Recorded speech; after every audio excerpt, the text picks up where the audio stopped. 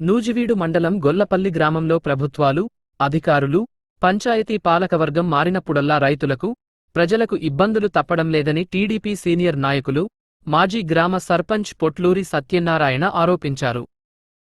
గొల్లపల్లి గ్రామంలో జరిగిన ముఖ్యమంత్రి సహాయనిధి చెక్కులు, ప్రభుత్వ రాజముద్రతో కూడిన పట్టాదారు పాస్ పుస్తకాలు పంపిణీ కార్యక్రమం సందర్భంగా జరిగిన గ్రామ సభలో ఆయన తన ఆవేదన వ్యక్తం చేశారు. ఈ కార్యక్రమంలో మంత్రి పార్థసారథి పాల్గొనాల్సి ఉన్నప్పటికీ ఆయన షెడ్యూల్ మారడంతో రాలేకపోయారు. మంత్రిగారికి గొల్లపల్లి రైతుల ఆవేదన చెప్పుకుందామని భావించానని, కాని ఆయన రాకపోవడం నిరుత్సాహానికి గురిచేసిందని సత్యనారాయణ అన్నారు. ముఖ్యంగా గొల్లపల్లి శ్రీరఘునాథ స్వామివారి ఆలయ భూముల విషయంలో రైతులకు అన్యాయం జరిగిందన్నారు. 3350 ఎకరాల ఆలయ భూముల్లో రైతులు సాగు చేసుకుంటూ కౌలు చెల్లిస్తున్నారని, ఎస్టేట్ భూములను ఆలయ భూములుగా మార్చడంతో రైతులకు అన్యాయం జరిగిందన్నారు. 10 సంవత్సరాలు పైబడి కౌలు చేస్తున్న రైతులకు ఆ భూములపై హక్కులు వస్తాయని చట్టాలు చెబుతున్నప్పటికీ వేంపాడు భూముల విషయంలో అన్యాయం జరిగిందన్నారు. ఆలయ భూముల్లో తాను రైతుల కోసం పోరాటం చేస్తున్నానన్నారు. రైతులకు న్యాయం జరగాలంటే ఒక కమిషన్ను వేసి విచారణ చేయించాలన్నారు. ఇక గ్రామంలో అనేక సమస్యలు ఉన్నాయని, గత పాలకపక్షం గ్రామాన్ని అభివృద్ధి చేయలేదని విమర్శించారు. వేంపాడు భూముల విషయంలో, గ్రామాభివృద్ధి విషయంలో తమ గోడును ఈ సభ సాక్షిగా మంత్రిగారికి చెప్పుకోవాలని చూశామని, కాని మా కోరిక నెరవేరలేదన్నారు. కూటమి ప్రభుత్వంలో అయినా గ్రామ సమస్యలను పరిష్కరించుకోలేకపోతే వచ్చే ఎన్నికల్లో ప్రజల వద్దకు వెళ్లి ఓటు కూడా అడిగే పరిస్థితి లేదన్నారు. ఈ విషయాలను దృష్టిలో ఉంచుకుని మంత్రి పార్థసారథి చొరవ చూపి గ్రామ సమస్యలను తీర్చాలని కోరారు. జరిగినప్పుడు అక్కడికి వెళ్లాల్సి వస్తుంది. దానికి అపోహపడి మరి మనం ఏదో మాట్లాడుకుంటాం, లేదంటే మనలో మనం కలతలు సృష్టించుకుంటాం. అది కరెక్ట్ కాదని ఈ సందర్భంగా మిమ్మల్ని కోరుతున్నాం. అలాగే మనం ఇవన్నీ వదిలేసి, ఇది టైగర్లు, సింహాలు, పొట్లూర్లు ఇవన్నీ వదిలేసి ముందు గ్రామంలో ఉన్న అటువంటి డ్రైనేజీలు, ఇంతకు ముందు పాలకవర్గాలు గ్రామంలో మరి ఏమి చేసినాయి, ఆ లోటుపాట్లు ఏంటి, ఎలా సరి చేసుకుని ఇప్పుడు చాలామంది మరి మన దృష్టికి తెస్తున్నారు డ్రైనేజీ ప్రాబ్లము. అది చాలా అత్యంత అవసరమైనటువంటిదిగా కూడా మనం భావిస్తున్నాం. అలాగే మరి పారిశుధ్యం పని వారికి మరి వారి జీతాలు కూడా ఇవ్వట్లేదని ఎన్నో నెలలుగా వాళ్ళు బాధపడుతున్నారని తెలిసింది. ఒక ఆయన అయితే ఈ మధ్య అధికార మదంతో అని చెప్పి సోషల్ మీడియాలో ఉచ్చరించారు. బాబు, ఇక్కడ అధికారం ఉన్నా లేకపోయినా మాకు మదం లేదు, మీ మదం ఎక్కితే మేము ఊరుకునేది లేదు. ఎందుకంటే అలాంటి పిచ్చి పిచ్చి మాటలు మానేసి, అసలు గత పాలకవర్గం పంచాయతీ బడ్జెట్ ఉంటుంది కదా, మరి ఇప్పుడు స్పెషల్ ఆఫీసర్ గారు ఉన్నారు ఇక్కడ, చెప్పానండి. ఒక బడ్జెట్ ఉంటుంది. ఆ బడ్జెట్లో మొట్టమొదట పారిశుధ్యానికి కేటాయించవలసి ఉంటుంది.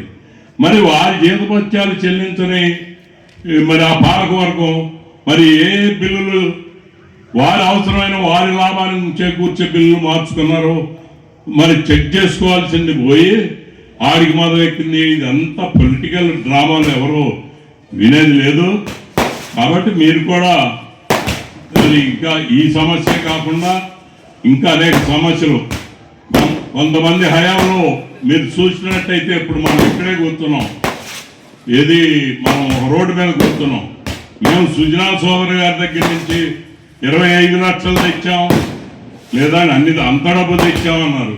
చూడండి మీరు కూర్చున్నటువంటి రోడ్డు క్వాలిటీ. నిన్నగాక మన ప్రభుత్వం వచ్చాక ఆ వైపు వేసారు రోడ్డు, చూడండి దీని కంటిన్యూషన్ ఎలా ఉందో క్వాలిటీ. ఇవన్నీ వదిలేసి ఎవరిని ఎప్పుడు నిందిద్దామా? అసలు ఊరు బాగోగుల మీద శ్రద్ధే లేదు. కాబట్టి వాళ్ళు దీన్ని ఆసరాగా తీసుకుని అసలు వీటిల్ని మీరు ఎత్తి చూపించాల్సింది పోయి మరి ఒకళ్ళ మీద ఒకళ్ళు పొరుచాలు కొంటుంటే మరి ఎలా ఉంటుందో, మీరు పార్టీ ఎలా నిలబడతో కూడా మీరు ఆలోచించుకోవాలి. మా తరం అయిపోతుంది. ఇప్పటికే మాకు 70 దాటిని అనేక రకాలైనటువంటి అనారోగ్య పరిస్థితులు ఉంటాయి. కానీ బ్రెయిన్ పనిచేసినంతసేపు గ్రామం కోసమే దాన్ని ఖర్చు పెడతాం జరుగుతుంది. కాబట్టి మీరు ఈ యొక్క గ్రామంలో ఉన్నటువంటి ఎమర్జెన్సీ అయినటువంటి ఇంకా కొన్ని రోడ్లు వేయాల్సి ఉన్నా మరి డ్రైనేజీలు కానీ ఈ కానీ వీటిని మంత్రి గారి దృష్టి తీసుకెళ్లాలని అనుకున్నాం. సరే ఇవాళ కాస్త రేపైనా మంత్రి గారిని తీసుకురావచ్చు ఊళ్ళోకి ఈ కార్యక్రమాన్ని, ఎందుకంటే బాగా జయప్రదం చేద్దాం. ఇవాళ మీరు డిసప్పాయింట్ అవ్వాల్సిన అవసరం లేదు. అయితే ప్రధాన సమస్య ఏంటంటే ఇప్పుడు మీరు చూశారు పాస్బుక్లు ఇవ్వటం, మనకి మొత్తం ఆయకట్టు ఎంత ఉందండి? సుమారు 400 నుంచి 600 ఎకరాల మధ్యలో ఉంది. ఎందుచేత ఈ పక్కన పోలసనపల్లి వెళ్ళండి, ఆ పక్కన మీర్జాపురం వెళ్ళండి, లేదంటే మలసపూడి వెళ్ళండి, దానికి రిజిస్ట్రేషన్ సర్ఛార్జీ గ్రామ పంచాయతీకి ఆదాయం లక్షల్లో వస్తుంది. మనకి వేలల్లో కూడా వచ్చే పరిస్థితి లేదు ఆ ఇళ్ళు రిజిస్ట్రేషన్ అయితే తప్ప. ఎందువలనంటే మన వేంపాడు అనేటువంటి అన్సెటిల్డ్ విలేజ్గా మిగిలిపోయింది. 99 వరకు రిజిస్ట్రేషన్ జరిగినంతకాలం మరి పంచాయతీ కూడా సర్ఛార్జీ వచ్చేది.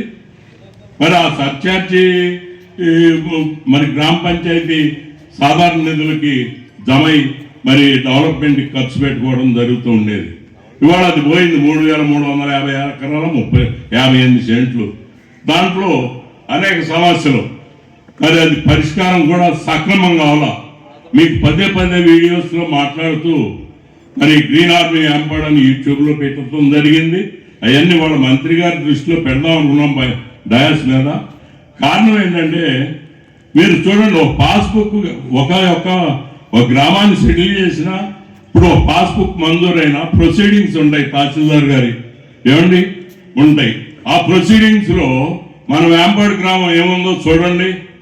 తెలవకపోతే తెలుగులో కూడా చూపించాం చూడండి. అయ్యా కోర్టు వారికి చెప్పుకున్నాడు ఆయన, ఏది లోకాయుక్తికి. వారు ఒక ఆర్డర్ రాసేసారు, నేను ఆర్డర్ రాస్తున్నాను పాస్బుక్.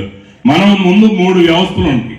మొదటిది మరి చట్టసభలు, అంటే మనం ఎన్నుకున్న ప్రజాప్రతినిధులు, వీళ్ళందరూ మన కోసం అనేకమైనటువంటి తీర్మానాలు చేసి మరి వాటిని ఆమోదించి చట్టబద్ధత చేస్తారు. అది ఒక వ్యవస్థ. రెండోది బ్యూరోక్రాట్స్, మరి వాళ్ళు చేసినటువంటి జీవో రూపంలో దాల్చాలంటే ఈ ఐఏఎస్ ఆఫీసర్లు మరి దాన్ని కూర్చుని స్టడీ చేసి చేయాలి. మూడోది మరి న్యాయ వ్యవస్థ, ఈ కరెక్ట్గా చేశారా, రాజ్యాంగానికి లోబడి ఉన్నాయా లేవా అనేది చూసుకోవాల్సినటువంటిది న్యాయ వ్యవస్థ. ఇక్కడ ఏం జరిగిందో చూడండి. న్యాయ వ్యవస్థని మరి కంటెంప్ట్ ఆఫ్ కోర్ట్ అంటారు. మాట్లాడితే అన్నా నాకు బాధ లేదు, జైలుకి వెళ్ళినా బాధ లేదు. కారణం ఏంటంటే మేము ఆర్డర్ ఇస్తున్నాం, పాస్బుక్ మంజూరు చేయండి, నిబంధనలకు వ్యతిరేకం అని చెప్పి ఎంఆర్ఓ 3 సార్లు వేంపాడు గ్రామం గురించి ఇంతియాజ్ పాషా గారు 3 సార్లు లోకాయుక్త ముందు వాదించారు. వాదించినా సరే మరి వినిపించుకోకుండా కోర్టు ఆర్డర్ ఇస్తే దాన్ని తీసుకుని ఆయన ఇచ్చిన ప్రొసీడింగ్స్లో చూపించారు. ఏమని చూపించారు? మేము ఇది నిబంధనలకు వ్యతిరేకంగా ఇస్తున్నాం, లోకాయుక్త ముందు 3 సార్లు వాదించాను, కానీ విధి లేదు, ఇది మేము ఏం చేయలేని పరిస్థితి, కాబట్టి ఈ ప్రొసీడింగ్స్ ఇవ్వడం జరుగుతుందని చెప్పి అధర్మంగా అక్రమంగా పాస్బుక్ మంజూరు చేసి దాదాపు 5 గ్రామాలకు చెందిన 1300 కుటుంబాల రైతుల్ని ఆగం చేసేశారు. అదేమైనా వాళ్ళ గురించి ఏదైనా ప్రశ్నిస్తే వీడేదో యాంపాడు మొత్తం సాపు చుట్టినట్టు చుట్టేస్తాడు చూస్తున్నాడని మళ్ళీ ఏళ్లలోనే ప్రచారం. కాబట్టి మీరు ఆలోచించండి, ఏదైనా ఒక అంగుళం భూమి, పైగా నా ద్వారా కొన్నాళ్ళకి అన్యాయం జరిగింది, వాళ్ళ కోసం 2-3 చోట్ల ఏదో పోరాటం జరుగుతుంది తప్ప మేమేం తిమ్మింగళాలం కాదు, మరి బకాసురం కాదు, సెటిల్మెంట్ అవడం కాదు. అట్టయితే గ్రామం దాటి ఎక్కడికో వెళ్ళి పైరు వీలు చేసి మేము డబ్బు సంపాదించేవడమే. మేము మా ఫ్యామిలీ కానీ కాంట్రాక్టర్లం కాదు, అది ఎవరికైనా ఒప్పుకున్నా ఒప్పుకోపోయినా. మేము ఉచితంగా కూడా రోడ్లు వేసాం ఎంపాడు గ్రామానికి. అది ఎందువలన వచ్చిందంటే మరి రాజశేఖర రెడ్డి గారి ప్రభుత్వంలో నిధులు రానివ్వలా, సర్పంచుల్ని నిర్వీర్యం చేసేసి ఇందిరా కమిటీ అని ఒక 4 సభ్యులను వేసి పాస్బుక్ వచ్చినా వాళ్ళే, అసలు ఈ పాస్బుక్ కాదు, అసలు పెన్షన్ ఉన్నా వాళ్ళే, సర్పంచ్ అట్లా కూర్చుండవే, ఇంకా అతను మీరు ఎన్నుకున్న సర్పంచ్ అక్కడ కూర్చుండవే. కాబట్టి ఆ పరిస్థితి నుంచి మరి మనం ఈ అధిగమించాలంటే ఏం జరగాలనేటువంటిది కూడా మీరు ఆలోచించాలి. అప్పుడు మేము ఏం చేసామంటే ఆ రియల్ ఎస్టేట్లోకి ఎంటర్ అవ్వాల్సి వచ్చి వెళ్ళి మరి ఆ హయాంలో కూడా మరి 1074 మెజార్టీ ఇచ్చారు ఎలక్ట్రానిక్. మీరు ఆ మెజార్టీ ఇచ్చినప్పుడు మరి ఈ గ్రామాన్ని కొద్దిగా ముందుకు తీసుకెళ్ళడానికి నా శాయశక్తుల మనమ్మటువంటి కార్యకర్తలతో ఆ రియల్ ఎస్టేట్లోకి వెళ్ళి ఆ డబ్బుతో మరి 5 లక్షల రూపాయలు దాదాపు ఖర్చు పెట్టి మరి ప్రతి డొంకని కదిలిచ్చాం. చూడండి, వాళ్ళు ఏ పార్టీ వాళ్ళన్నా కానివ్వండి, వాళ్ళు కూడా వచ్చి అడిగేవాళ్ళు. మరి వేసిన తర్వాత జరిగినటువంటి పంచాయతీ పరిణామాలు వాటికి కూడా మేము బెదరలేదు, గ్రామాన్ని వదిలిపెట్టుకోలేదు. అధికారం వచ్చినప్పుడు మెరుపుదేలాగా మరి రావటం, అధికారం పోయేది కార్యకర్తల మీద వదిలేయడం జరగల. ఇదంతా కూడా ఒక ఆలోచనతో మాట్లాడుతున్నాం. కాకపోతే ఇప్పుడు ముందు సబ్జెక్ట్ డైవర్ట్ అవుతుంది. వ్యాంపాడ్ ఇష్యూలో అబ్జర్వర్ గారు మిమ్మల్ని మేము కోరేది ఏంటంటే, వాళ్ళ మంత్రి గారు వస్తే చెప్పేవాళ్ళం. ఇప్పుడు దీనికి ఒకటి ఉంది పరిష్కారం. సుప్రీంకోర్టు 1990లో జడ్జిమెంట్ సజీవంగానే ఉంది ఇప్పటికి. దాంట్లో ఏముందో ఒకసారి ఎస్టేట్ అని ఉందా లేదా అనేది చూడండి. 71లో ఎస్టేట్ అని ఉంది. అదే ఎస్టేట్ గా మరి కన్ఫర్మ్ చేస్తూ ఒక బడ్జెట్ వేసింది, ఇద్దరిని రాజీ పరిష్కారం చేసి కింటా కాయని. ఆ కింటా కాయని ఎందుకు ఇస్తున్నారు? దేవుడిదే కదా భూమి అని ఒక విధానవాదం. అంటే విత్తు ముందా చెట్టు ముందా అంటే నువ్వు కింటకాయ ఇస్తున్నావు కాబట్టి, అయ్యా బాబు కింటాకాయ అనేది రాజీ పరిష్కారం, దానికి సమానమైన ధరనేమంది. అసలు ఎస్టేట్ అనే పదాన్ని రద్దు చేయలేదు కదా. ఎస్టేట్ అంటే ఏంటో కూడా తెలియని అమాయకులు ఉన్నారు. అదేంటంటే 12 సంవత్సరాలు అది సెటిల్మెంట్ అయ్యే నాటికి 12 సంవత్సరాలు సాగులు ఎవరైనా అంటే వాళ్ళకి పట్టా ఇవ్వాలి. 90లో ఇచ్చిన జడ్జిమెంట్కి నారా చంద్రబాబు నాయుడు గారి ప్రభుత్వం 430 జీవో ఇచ్చిందా లేదండి? అది పట్టానే కదా. అది ఎవరికైనా తెలుసో ఒక్క రైతుకి దాదాపు తెలియదు. అలా కమిషన్ ఏంటంటే సుప్రీంకోర్టులో పెద్దలు ఒప్పుకున్నటువంటి ఒక కింటాకాయ. అది ఆ కింటాకాయ చెల్లించకపోతే మన నోటు బాకీలాగా క్రోనోట్ బాకీలాగా సివిల్ కోర్టుకి వెళ్ళాలి. వీళ్ళు ఎవిక్షన్ పేరుతో మరీ ఘోరం. ఎవిక్షన్ అంటే భూముల నుంచి లేబేది అమాంతంగా. ఇలా 43 రిజిస్టర్ భూముల్లోనే మీరు చూడండి, వాళ్ళకున్న ఆస్తుల్లో ఏదైనా కానీ ఎవడన్నా కౌలు పెడితే దాంట్లోకి వెళ్తాడు, ఎక్కడ సివిల్ కోర్టుకి వెళ్తాడండి. కానీ ఇది అది కాదు, ట్రిబ్యునల్. అదంటే దేవస్థానం ఆఫీసు లాంటిది. దాన్ని ప్రక్షాళన చేయాలి ప్రభుత్వం. ఆ ఆఫీసులో పెట్టేసి ఎవిక్షన్ అంటాడు. ఆడొచ్చేసి ఇక్కడ జెండాలు పారితే ఒక యాదవులు ఆయన చనిపోయాడండి హార్ట్ అటాక్ వచ్చి మీ ఊర్లో మీరు చెప్పడంలో ఏంటి జెండాలు పారేస్తున్నారు వీళ్ళు. అంటే వీళ్ళు భూముల్లోకి వెళ్ళేటువంటి రైట్ ఆడ ఉంది. అసలు వీళ్ళకి డిమాండ్ లిస్ట్ ఉండాలి సార్. డిమాండ్ ప్రకారం నోటీస్ ఇవ్వాలా? నోటీస్ ఇస్తే ఆ నోటీస్ కట్టకపోతే దాన్ని కోర్టులో వేసుకోవాలా, ఒక నోటు బాకీలాగా వసూలు చేసుకోవాలా. కాబట్టి ఇంకా చెప్పుకుండా పోవాల్సి వస్తే చాలా ఎక్కువ అవుతుంది మ్యాటర్. నేను మిమ్మల్ని కోరేదంటే కోరేది ఏంటంటే, దీని మీద 2 మార్గాలు ఉన్నాయి. రైతులకి న్యాయం చేయటమా?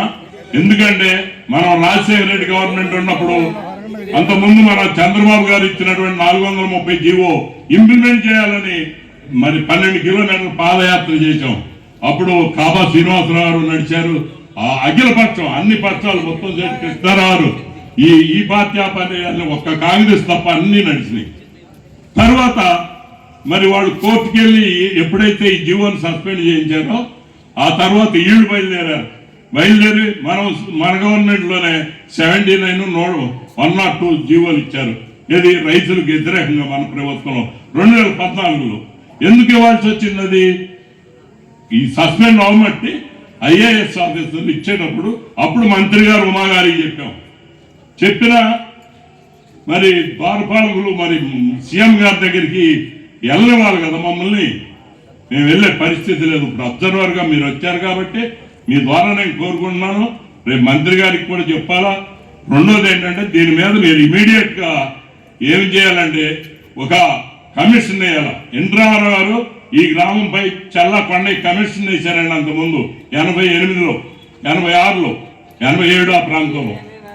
దాన్ని పరిష్కారం అయ్యే దశలో గవర్నమెంట్ పోవటం, చెన్నారెడ్డి గారి గవర్నమెంట్ అవటం, ఆయన ఒక సెటిల్మెంట్ చేసేయడం జరిగింది. జరిగితే అది కూడా అట్టపోయింది. తర్వాత మళ్ళీ నారా చంద్రబాబు నాయుడు గారు మరి ఆ 90లో ఇచ్చినటువంటి ప్రకారం 430 జీవో ఇచ్చారు. మరి అది కూడా మరి కాంగ్రెస్ వాళ్ళు సస్పెండ్ చేసేదానికి మరి విధి లేక మళ్ళీ మన ప్రభుత్వమే ఈ పని చేయాల్సి వచ్చింది. 79 ఇది ఎందుకంటే చట్టం ప్రకారం అది కూడా రాంగ్ ఉంది దాంట్లో. ఎందుకంటే అప్పుడు కాంగ్రెస్ వాళ్ళు ఏం చేశారు, అప్పుడు కాంగ్రెస్ పార్టీ వాళ్ళు వంట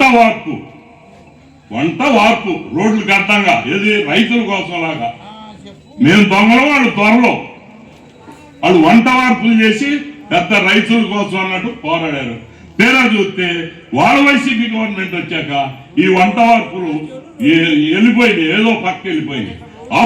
ఇప్పుడు మన ప్రభుత్వం మీద కూడా పోరాడేది రైతాంగం తరఫున తెలుగుదేశం పార్టీ ఒకటి, ఉబాళ జనసేన కూడా బలమైంది గ్రామంలో, ఆ రెండు కలిసి పోరాడుతున్నాయి. పోతే మరి దీనికి ఎట్టి పరిస్థితుల్లోనూ మీరు కమిషన్ వేయించకపోతే చాలా దురదృష్టకర పరిణామాలను మనం ఎదుర్కోవాల్సి వస్తుంది. రేపు రాబోయే ఎలక్షన్లో మన కార్యకర్తలు ఎవరు కూడా ఓటు అడుగుతానికి వెళ్ళే పరిస్థితి ఉండదు.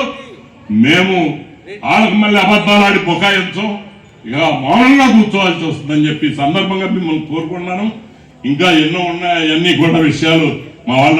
రెండోది, ఒక వేంపాడు గ్రామం కాదంటండి, మొత్తం ఎండోమెంట్ విలేజ్ అంట, అక్కడ ప్రజలే లేరంట. స్కూల్ ఉంది, స్కూల్ బిల్డింగ్ ఉంది, వాటర్ ట్యాంక్ ఉంది, ఈ కాలనీలు ఉన్నాయి. ఈ మూడు కూడా అసలు తీసేయొచ్చంట, అద్దులు పెంచొచ్చంట. ఈ 79 జీవోలు వచ్చిన ప్రమాదం అదండి, 103/79. వాళ్ళు ఆందోళన, అసలు ఇల్లు శాంక్షన్ చేయాలి. ఇప్పుడు గృహ నిర్మాణ మంత్రి సార్ మాకు ఇల్లు శాంక్షన్ చేయడం వెళ్తే మరి ఆయన శాంక్షన్ చేయడానికి కూడా ఇల్లు లేదు, మార్గం లేదు. ఎందుకంటే మరి దాని ప్రయోజనం ఏంటంటే ఇప్పుడు ఎంఆర్ఓ గారిని అడిగితే మాకు ఎండోమెంట్కి ఇచ్చేసామంటారు. సరే, అదే ఎంఆర్ఓ గారిని నేను కూడా రిక్వెస్ట్, నేను ఇదిగా మాట్లాడుతున్నా, జనమే లేదు దాని చోట శ్మశానం ఎందుకండి? దేవుడిదే మొత్తం, దేవుడికి మరణం ఉందా చెప్పండి? శ్మశానం ఎకరం ఎల్పిఎం ఇచ్చారో లేదు చూడండి. ఎందుకు ఇచ్చారు, ఎవరి కోసం ఇచ్చారు? లేదా ఆక్రమణదారులు అయితే మామూలుగా రైతులు ఆక్రమణదారులు అన్నారు, ఇళ్ళు వేసుకున్న వాళ్ళు ఆక్రమణదారులు అన్నారు. మీరు కనుక కమిషన్ వేపిస్తే ఆ నిజాలు బయటకు వస్తాయి. ఇది 5 గ్రామాల సమస్య. ఒకసారి అసెంబ్లీలో కూడా మన తెలుగుదేశం పార్టీ సభ్యులు రాజశేఖర రెడ్డి గారిని అడిగితే ధర్మాన ప్రసాదరావు ఆ రోజున చెప్పాడు, ఇది ఎస్టేట్ విలేజే, 93లోనే గెజిట్ అయింది, ఇది ఎట్టి పరిస్థితుల్లో రైతులకే చెందొద్దని చెప్పేసి సుప్రీంకోర్టు జడ్జిమెంట్ ఇచ్చింది.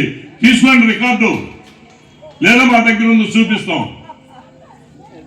కరెక్ట్ గా మరి 2009 సెప్టెంబర్ 1వ తేదీన ఉమ్మడి రాష్ట్ర అసెంబ్లీ రికార్డు తీయమనండి. కాబట్టి ఇన్ని దారుణాలు, ఇన్ని అన్యాయాలు జరిగినాయి. ఈ 90 నుంచి వీళ్ళు ఎరియర్స్ కావాలంట దేవస్థానం వాళ్ళకి. మరి 90 నుంచి మరి నష్టపోయిన రైతులకి రైతు భరోసా కానివ్వండి, లోన్లు కానివ్వండి, ఇంకా అనేక రకాలైనటువంటి రాయితీలు పోగొట్టుకున్నారు. కాబట్టి ఇవన్నీ కూడా ఈ విషయాన్ని కనుక సీరియస్ గా తీసుకోకపోతే మరి మేము జగన్ పార్టీలోకి వెళ్ళడం అనేది హైలీ ఇంపాసిబుల్.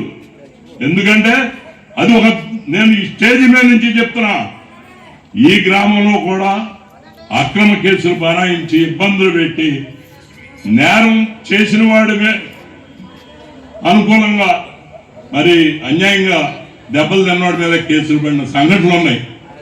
మా హయాంలో పంపులు కావాలంటే ఏ పెత్తందారికి వచ్చి దండం పెట్టవసరంలా. దాదాపు 25 ఏళ్లలో ఎవరు కావాలంటే వాళ్ళు పంపులు వేసుకున్న తర్వాత డబ్బులు కట్టేవారు. కాబట్టి ఇన్ని దుర్మార్గాలకి ఆగం చేసినారు. నా పార్టీలోకి వెళ్ళగానే ఇక మమ్మల్ని కృష్ణారామ అంటే కూర్చోమంటే కూర్చుంటాం, చేస్తారా కమిషన్ వేయండి, లేదంటే మాకు సెలవు ఇవ్వండి అని చెప్పి కోరుతూ సెలవు తీసుకున్నాను. నమస్కారం.